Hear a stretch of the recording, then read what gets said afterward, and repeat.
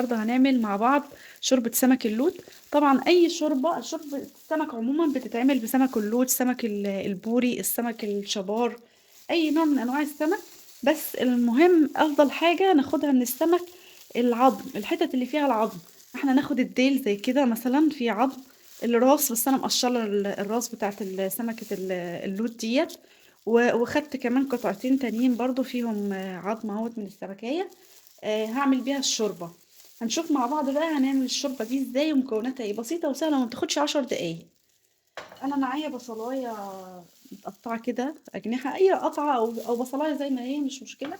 انا مش محتاجة اشوح بيها. بس معايا توابل، ورق لورا واربع فصوص حبهان، فاتحة الحبهان كده عشان ريحة الحبهان تطلع.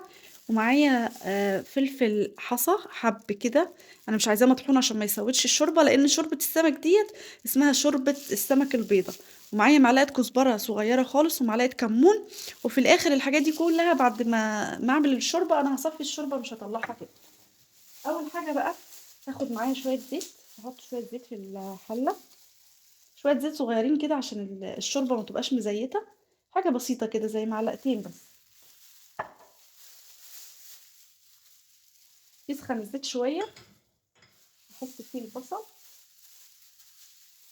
انزل فيه البصل،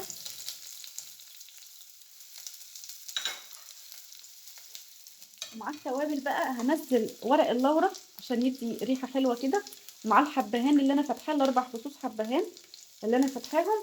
والمفروض يبقى في مستكه، بس انا ما عنديش مستكه وما بحبهاش في الاكل بصراحه. هي انا هشوح البصل كده لحد ما يدبل شويه وريحه الحبهان تطلع في الشوربه.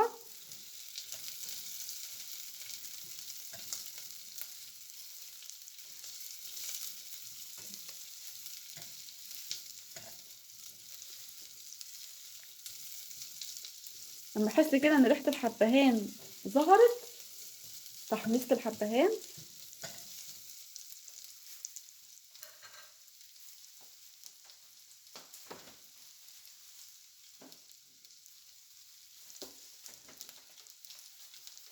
اضيف لها برضو فص توم اشوحه معاهم. في ناس بتفضل الثوم مع الشوربه وفي ناس ما بتفضلش الثوم، انا بحط فص واحد بس يدي ريحه كده ويكسر الزفاره بتاعت السمك. انا اهو الشكل ده كده الحبهان بدأ يتحمص شويه وبدأت ريحته تطلع اهي، ما خدش حاجه خالص، ما خدش 3 دقايق على النار. هبدأ بقى احط معايا دي ميه مغليه، احط على البصلايه مع التوابل كده ميه مغليه، هسيبها بقى على النار. هسيب الميه ديت على البصل تغلي لحد ما احس ان البصلايه دي استوت، وبعد كده هضيف السمك بتاعي واضيف بقيه التوابل ونرجع لكم تاني.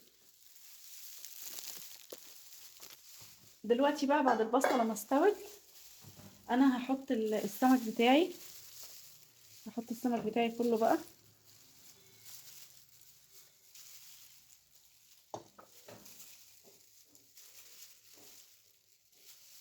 كده،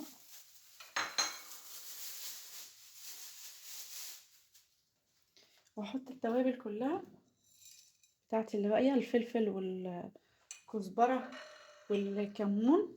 7 دقايق بالظبط، 7 دقايق. وابص على على السمك، السمك ما بياخدش سوا خالص بصراحة، يمكن 5 دقايق كمان. انا هبص بالشوكة كده على السمكة، لو لقيتها استوت قبل ال7 دقايق هطلعها. طيب احنا هنقدم الشوربة لوحدها والسمك لوحده؟ لا، احنا هنقدم الشوربة، السمك والشوربة مع بعض، هوريكم بعد ما نخلص ان شاء الله. طيب وفي تريكة كمان، ما ينفعش ان احنا نغطي الحلة، لو غطينا الحلة البخار اللي طالع من السمك دوت هيثبت الزفارة في السمك. انا مش عايزة زفارة تبقى في شوربة السمك، هسوي السمك والحلة مكشوفة كده. ده شكل الشوربة بتاعتنا كده بعد ما خلصنا. السمك مش مهري، مستوي كويس جدا من غير ما يتهري، والشوربة صافية مفيش فيها التوابل، هي السمكية سمينة شوية. ده شكل الوصفة بتاعتنا بعد ما خلصنا. الشوربة جميلة ما شاء الله، ريحتها جميلة خالص وطعمها جميل قوي. انا دقتها وحطيت لها ملح بسيط عشان ما تتهريش، وما بغطيش الحلة حتى بعد ما تستوي. لو عجبتكم وصفتنا النهاردة ان شاء الله ما تنسوش تعملوا لنا اعجاب وشير، دعمونا بلايك وشير، وباي، نتقابل على خير.